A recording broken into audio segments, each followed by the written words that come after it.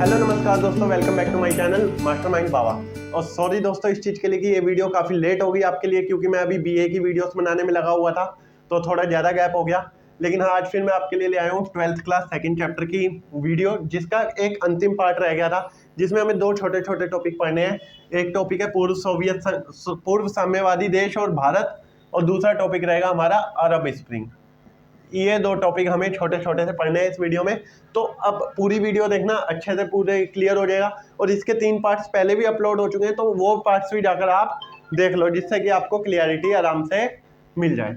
ठीक है, तो देखो पूर्व साम्यवादी देश यानी कौन से हो गए, सोवियत संघ है ना, और भारत के रिलेशन कैसे थे या कैसे हैं।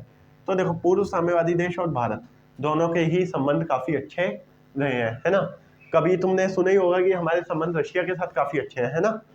अब सेकंड पॉइंट, भारत और सभी साम्यवादी देशों का सपना क्या है, एक बहुध्रुवीय विश्व। इस टाइम पे क्या चल रहा था, एक ध्रुवीय विश्व चल रहा था। अमेरिका को चुनौती देना, दोनों का ही, भारत का भी सपना है, यानी एक बहुध्रुवीय विश्व होना चाहिए, एक ऐसा विश्व होना चाहिए जिसमें सबकी सुनी जाए, किसी एक देश की नहीं। और ऐसे ही अब सब साम्यवादी देशों का भी यही सपना है।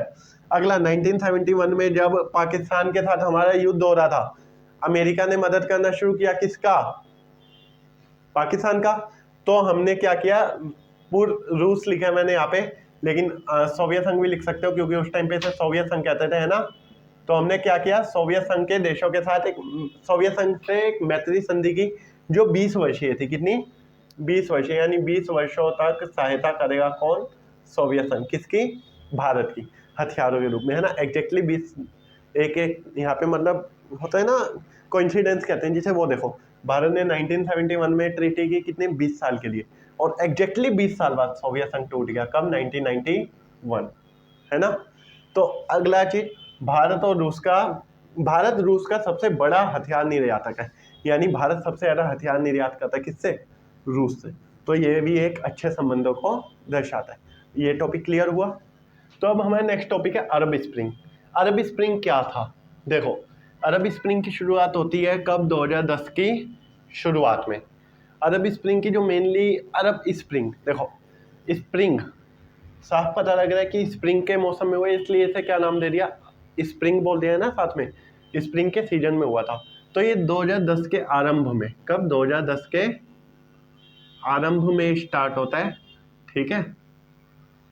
और ये स्टार्टिंग मेनली होती है ट्यूनेशिया से।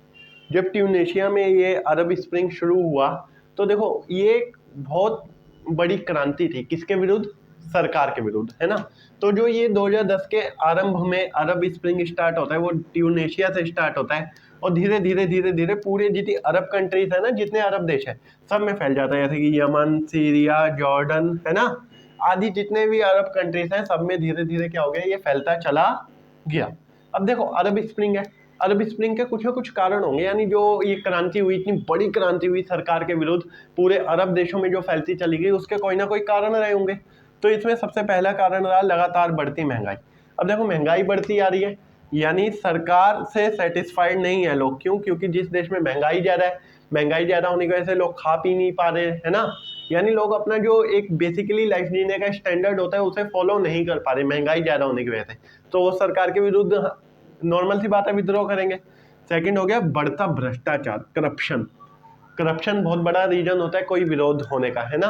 तो जो सरकार थी उसमें करप्शन बहुत ज्यादा बढ़ता जा रहा था, यानी जो सरकारी कर्मचारी थे वो अपने आप को सबसे उच्च मानने लगे थे और बहुत खुले में करप्शन करने लगे थे। तेल की बढ़ती कीमतें, है ना, और राजनीतिक तंत्र में बढ़ती निरंकुशता। निरंकुशता का मतलब क्या है, जो अब शासक थे वो निरंकुश होते चले गए। निरंकुश होने का मतलब क्या है कि अब उन पर कोई अंकुश लगाने वाला नहीं था, किसी की नहीं सुनते थे, जो फैसले होते थे वो अपनी मर्जी से करने लगे। और सबसे बड़ा फैक्टर आ गया बढ़ती गरीबी। अब देखो, महंगाई बढ़ रही है, तो महंगाई बढ़ने से गरीबी का कनेक्शन नॉर्मल था, सबके सब समझ सकते हो, इतने समझदार सब हो, है ना। महंगाई बढ़ेगी तो गरीबी ऑफकोर्स बढ़ेगी, है ना। तो अब ये तो थे एक लॉन्ग टाइम कारण, है ना। लेकिन एक जो कहते हैं इमीडिएट, जो अचानक वाला कारण, वो मोहम्मद बouazizi बने। कौन, मोहम्मद बouazizi। अब मोहम्मद बouazizi कौन थे और ये कैसे अरब स्प्रिंग का कारण बने, वो समझो। मोहम्मद बouazizi एक बहुत आम आदमी थे, है ना, फल विक्रेता थे।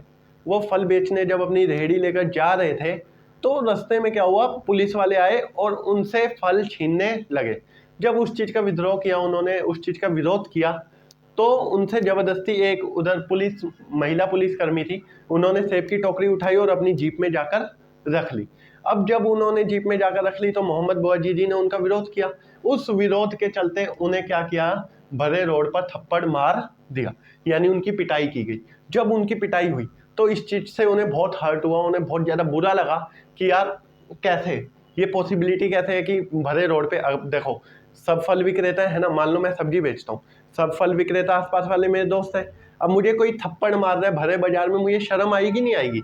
अजीब सा फील होगा, है ना, बहुत अवॉइड सा लगेगा। वैसे ही कुछ फील मोहम्मद बौअजीजी को हुआ और उन्होंने भरे बाजार में क्या कर दिया, दाह संस्कार कर दिया। आत्मदाह, आत्मदाह समझते हो ना, यानी खुद को भरे बाजार में जिंदा जला दिया।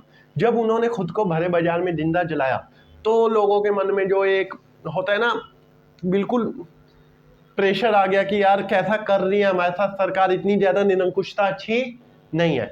तो जनता ने खुलकर सरकार का विरोध करना शुरू कर दिया।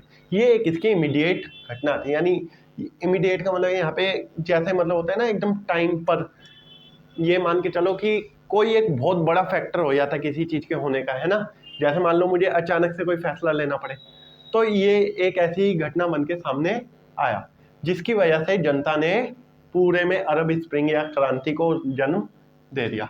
अब अरब स्प्रिंग के दौरान क्या क्या किया गया, इसकी प्रमुख गतिविधियां क्या क्या थी? तो देखो, सरकार के विरुद्ध आंदोलन हुए, कोई भी आंदोलन हो रहा है नॉर्मल सी बात है वो सरकार के विरुद्ध हो रहे हैं ना। मजदूरों द्वारा हड़तालें की गई, काम पर जाना मजदूरों ने बंद कर दिया, सरकारी संपत्ति को नुकसान पहुंचाया गया और सशस्त्र विद्रोह भी हुए। सशस्त्र विद्रोह का मतलब क्या है, हथियारों के साथ जनता लड़ने लगी, किसके विरोध में, सरकार के विरोध में। ये टॉपिक क्लियर। अब जो मेरा नेक्स्ट वीडियो आने वाली है वो होगी 9/11 की घटना पे, जो तुम्हारे 3rd चैप्टर में से लिया गया है, जो सिलेबस से कट हुई है ना। तो आप वीडियो को पूरा जरूर देखें, और इससे पहले इसके 3 पार्ट्स और अपलोड हो चुके हैं, वो जाके देख लें, आपको 2nd चैप्टर बिल्कुल कंप्लीट क्लियर हो जाएगा। और हाँ, जो साथ साथ लिखते रहें ताकि आप पे नोट्स भी तैयार हो जाए, है ना। और वीडियो को देखने के लिए थैंक यू, और चैनल को सब्सक्राइब जरूर करें और वीडियो को ज़्यादा से ज़्यादा लाइक और शेयर करें।